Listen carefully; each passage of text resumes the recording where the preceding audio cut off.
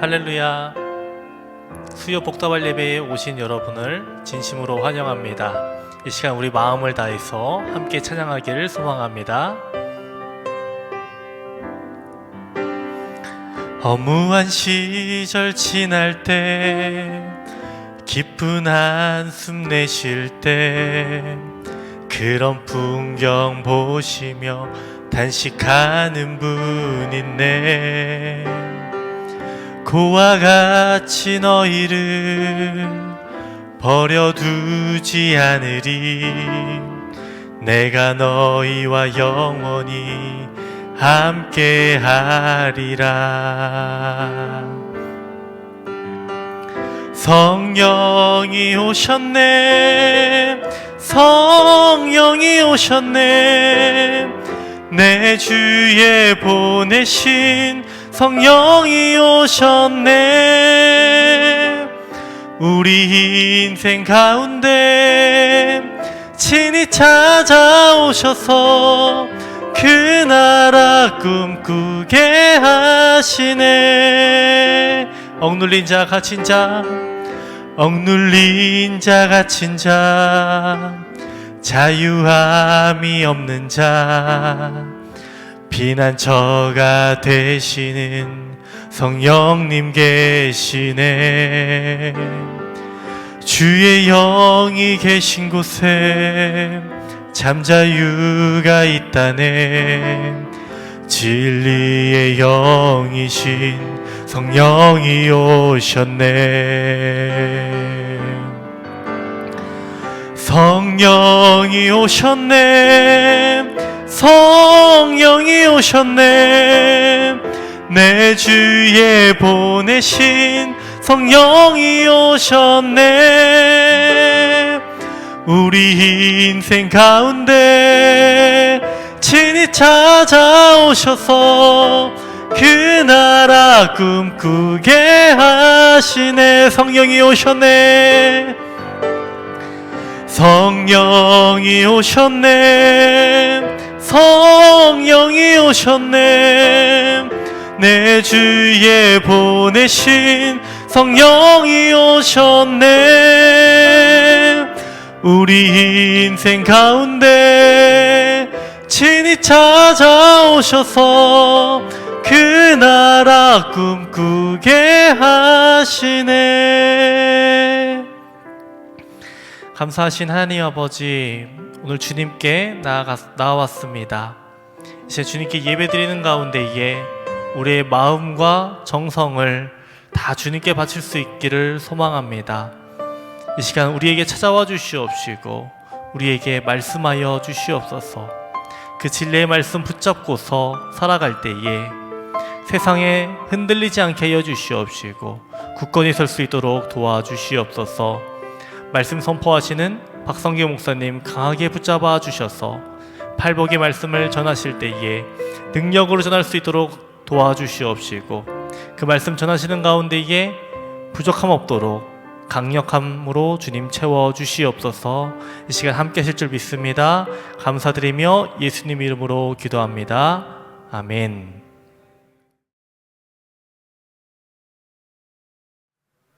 네, 할렐루야. 은혜로운 찬양 감사합니다.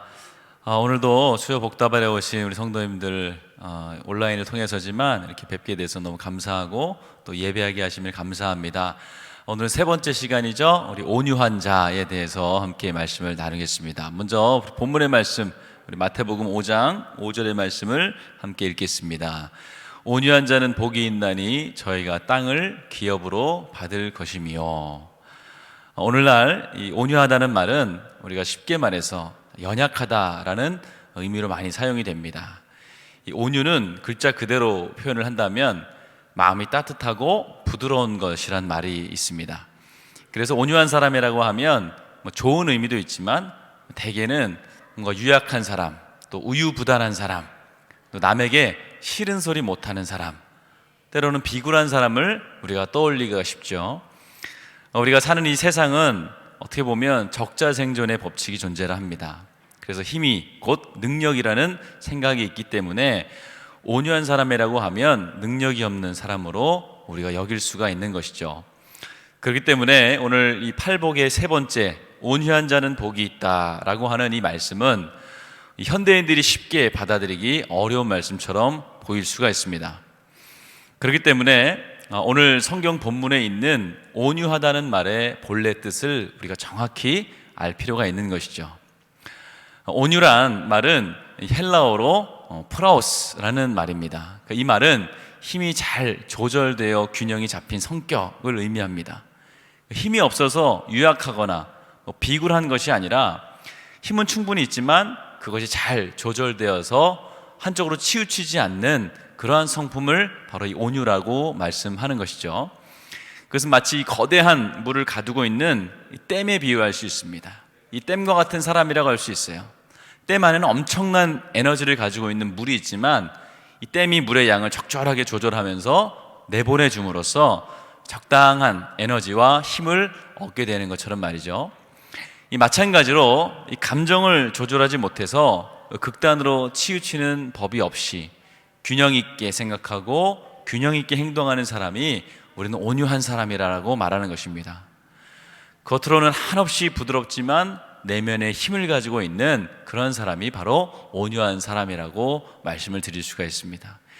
마치 문어처럼 겉도 흐물흐물하고 또 속도 허물허물, 그런 사람은 오늘 예수님이 말씀하신 온유한 사람과는 거리가 아주 멀다고 말씀드릴 수가 있습니다. 예수님은 그런 사람을 보겠다고 하신 것이 아니에요.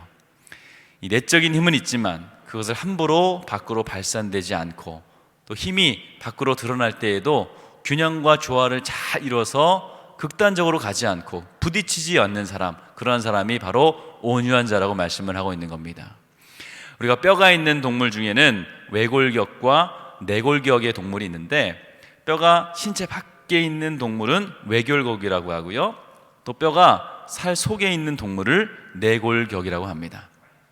그러니까 바닷가재나 개 이런 걸 보면 아주 날카롭고 딱딱한 껍질이 밖으로 나와 있죠. 이게 외골격이라고 해요. 자칫 잘못하면 다칠 수가 있습니다. 이런 동물을 우리가 외골격이라고 부르는데요, 이런 것들은 서로 부딪히면 깨어지고 부서집니다. 수산시장에 가보면 개를 담은 항아리 안에 개들이 다리가 끊어진 것을 우리가 볼 수가 있죠. 서로 부딪히면서 집게와 집게가 서로의 다리를 끊어놓은 것입니다. 그래서 이 개를 한 곳에 모을 때는 다리를 묶습니다. 그러나 여러분, 인간은 어떻습니까? 인간은 몸속 깊은 곳에 단단한 뼈를 가지고 있지만 그 바깥은 부드러운 살이 있어서 다른 사람을 안아줄 수 있고 또 만질 수도 있는 것입니다. 서로를 안으면 따뜻한 온기를 느낄 수 있다는 것이죠. 그래서 어떤 사람은 온유한 성품을 이런 내골격에 비유하기도 합니다. 하나님께서 인간을 내골격으로 만드신 것은 이웃을 대할 때 부드러운 말과 또 정겨운 표정으로 우리가 다가가라는 것입니다. 성격이 외골격의 사람은 다른 사람에게 상처와 아픔을 주지만 내골격형의 사람은 다른 사람들에게 편안함과 기쁨과 위로를 주는 것입니다. 우리 안에 강하고 굳건한 마음을 가지고 있다면 다른 사람을 향해서는 품어주고 포용하는 자세가 필요한 것이죠. 이것이 내골격 인간이며 그런 사람이 오늘 주님이 말씀하신 온유한 사람이라는 것입니다.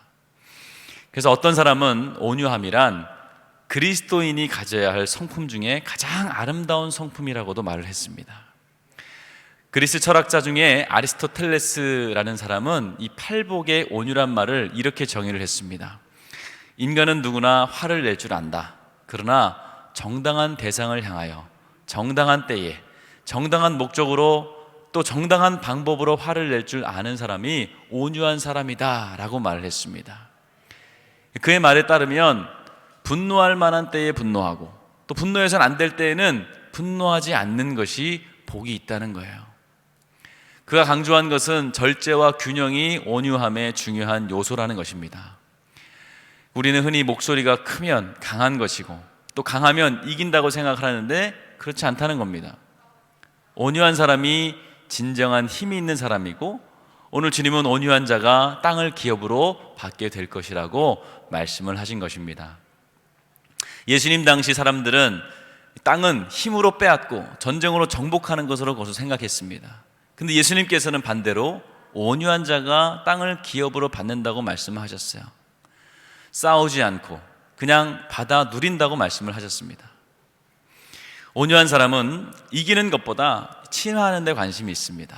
온유한 자는 사람을 이기는 것보다 사람을 얻는 데 더 관심이 있는 것이죠. 그래서 온유한 자는 남이 잘 되게 함으로써 자신이 잘 되는 사람입니다.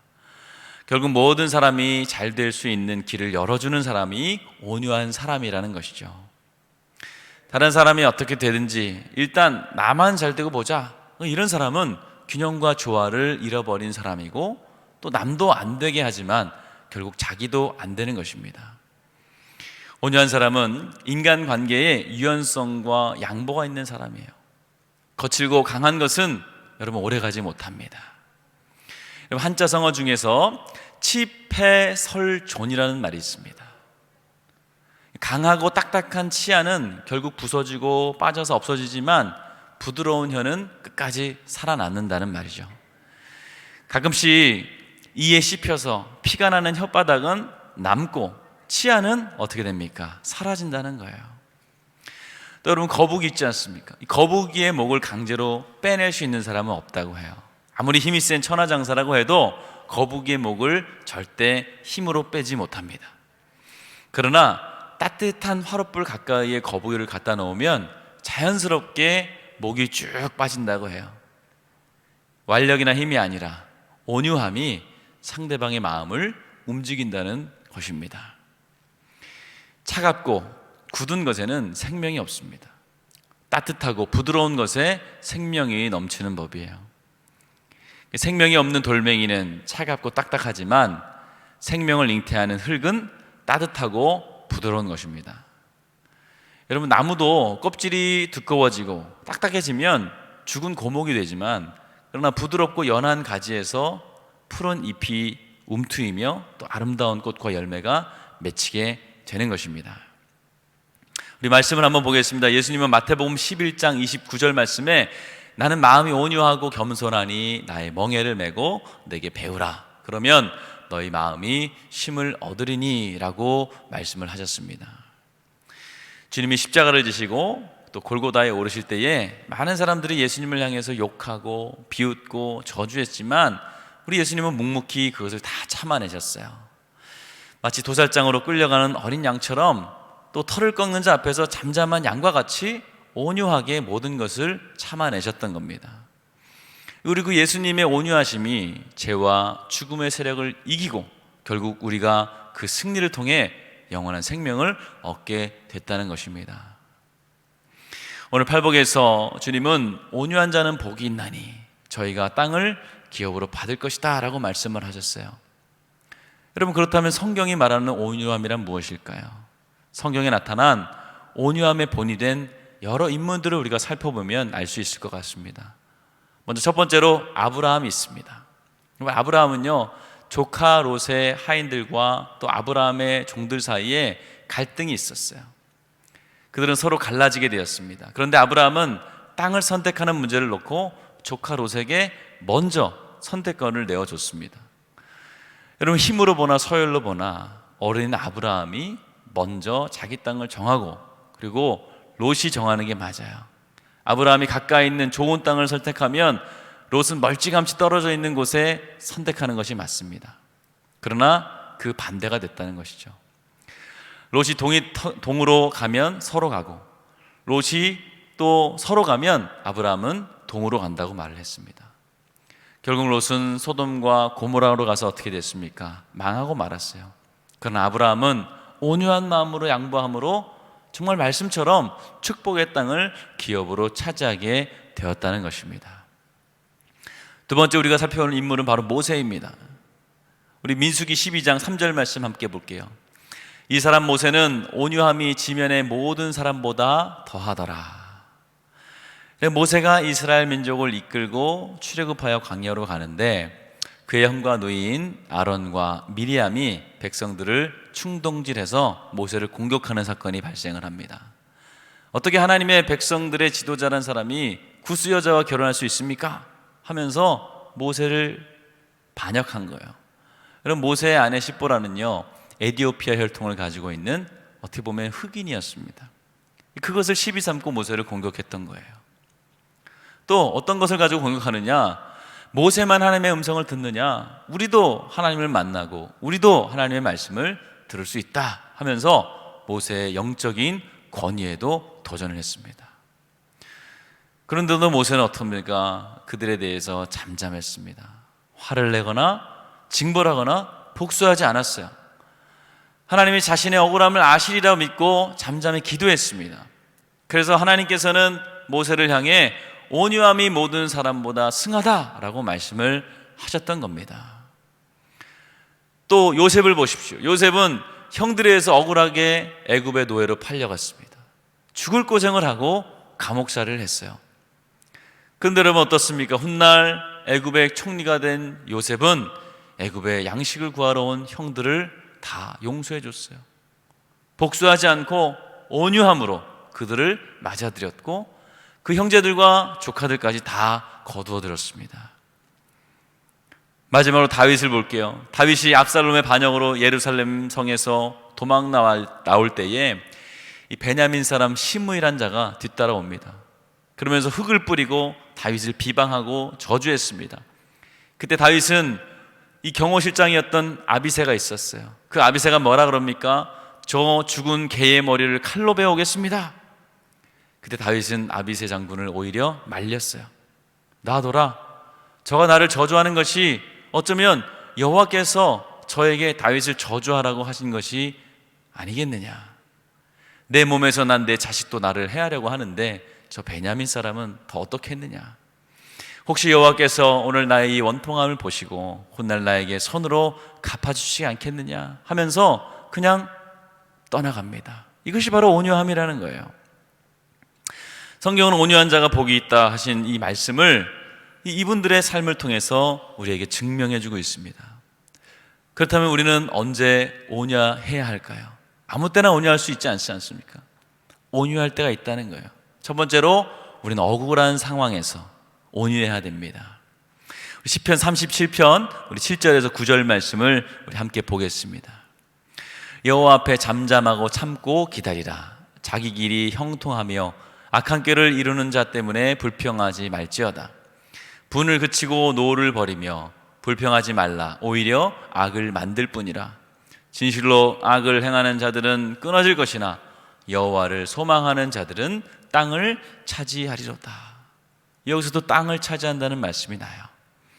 악한 자들에 의해 억울하게 공격을 받거나 비방을 받을 때 불평하지 말고 노하지 말라고 말씀하십니다. 오히려 온유함으로 참고 기다리라고 말씀을 하세요. 그러면 온유한 자가 받는 땅을 기업으로 받는 복을 누리게 될 것이라고 말씀을 하시는 겁니다. 억울한 일을 당했을 때 불평하지 말라는 말씀이에요. 여러분, 불평이란 말은 히브리어로 열을 가해 물을 부글부글 끓이는 모양을 나타낸 말입니다.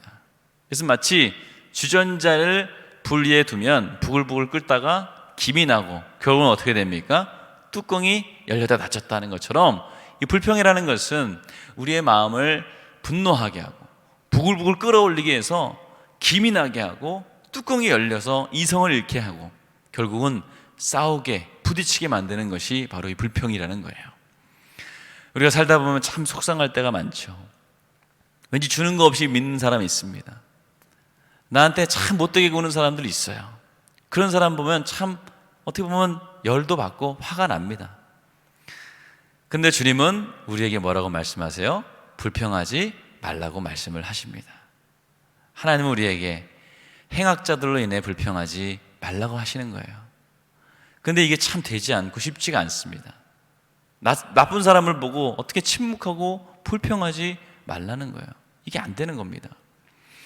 우리의 성민은 그런 사람을 보면 어때야 돼요? 한바탕 씹어주거나, 그래야 우리 속이 다 풀리고 후련해집니다. 그런데 이것은 오히려 상황을 좋게 만드는 것이 아니라 더 악화시킨다는 겁니다. 우리가 조금 전 읽은 시편의 말씀처럼 분을 그치고 노를 버리고 불평하지 말고 하라는 거예요. 그것은 오히려 악을 만든다는 겁니다. 우리가 분을 내고 불평을 하면 할수록 더 많은 악이 생긴다는 거예요.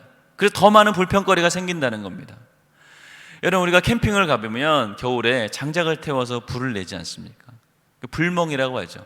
그런데 가만히 그 불을 보고 있으면 불꽃이 타다가 마른 장작이기 때문에 옆으로 타닥 튀는 경우가 있어요. 그러면 이 불꽃이 어디로 튑니까? 때로는 얼굴로도 튀고 손등이로도 튀고, 이것이 더 멀리 튀면 불도 나는 거예요. 우리가 몸에 튀고 얼굴에 튀면 너무나 뜨겁고 또 이거 따가워서 한바탕 난리를 피우지 않습니까? 그러니까 불평이라는 것도 마찬가지입니다. 불평도 불과 마찬가지예요. 불평을 하다 보면 이 불통이 어디로 뜰지 모릅니다. 내가 원치 않는 곳에 불똥이 튀면 내가 가장 사랑하고 아끼는, 그리고 내 전부를 다 태워버릴 수도 있다는 거예요. 불평의 말은 예상치도 못한 것으로 튀어갑니다. 처음에는 사소한 것이 이 불평이었는데 그것이 큰 산을 태우는 것과 같은 큰 불이 될 수 있다는 겁니다.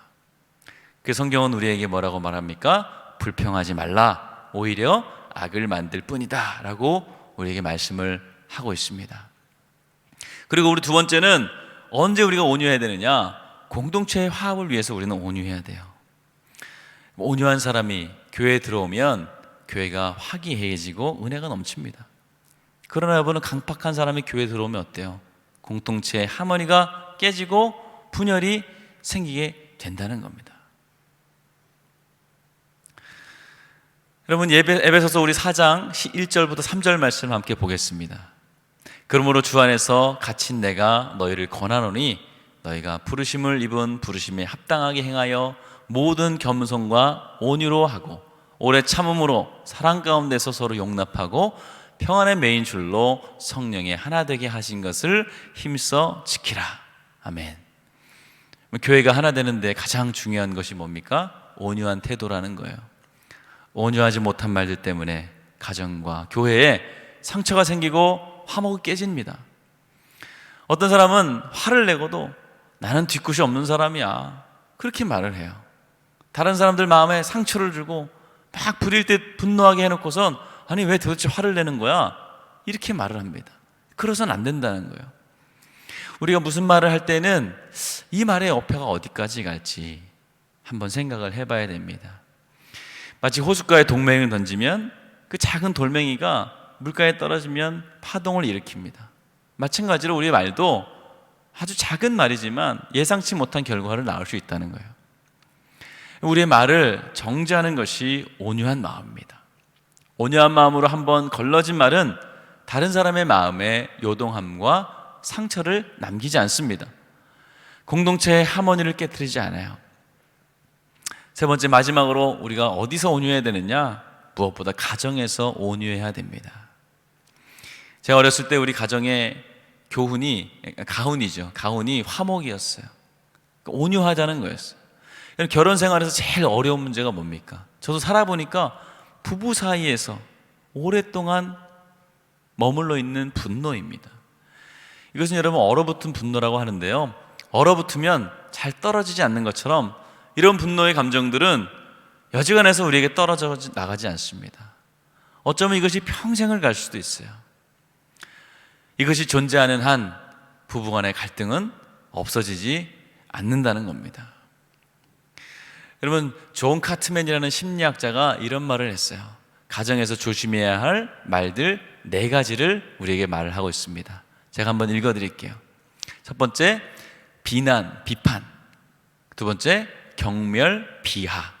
세 번째, 반격, 방어. 네 번째, 담쌓기, 침묵. 이런 거 들어보시면 어때요? 다들 부정적인 말이고 분노에 가득 찬 말입니다.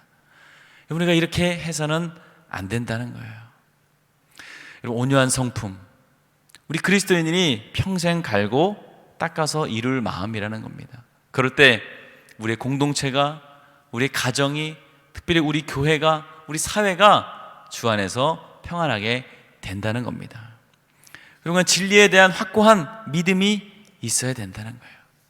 다른 사람을 향해서 우리가 따뜻한 말을 하고 감동적인 말을 할 때 이런 것들이 온유함을 이루게 되고 우리에게 복이 된다는 말씀입니다.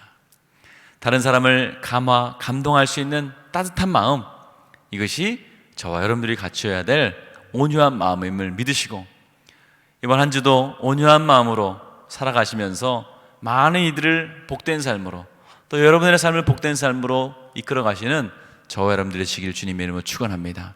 다 같이 기도하시겠습니다. 귀하신 아버지 하나님, 은혜와 사랑을 감사합니다.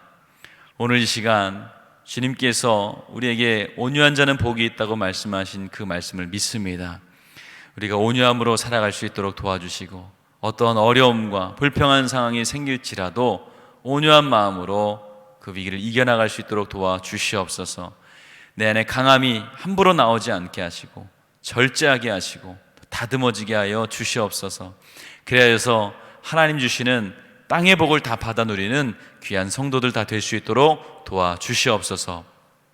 지금은 우리 예수 그리스도의 은혜와 우리 하나님의 그 크신 사랑과 성령님이 함께 하시며 우리를 온유한 사람으로, 온유한 삶으로 만들어 가실 우리 성령님의 감동하심이 오늘 함께 예배하는 모든 성도님들의 가정과 일터와 자녀들 위해 이제로부터 영원토록 함께 하시기를 간절히 축원하옵나이다. 아멘.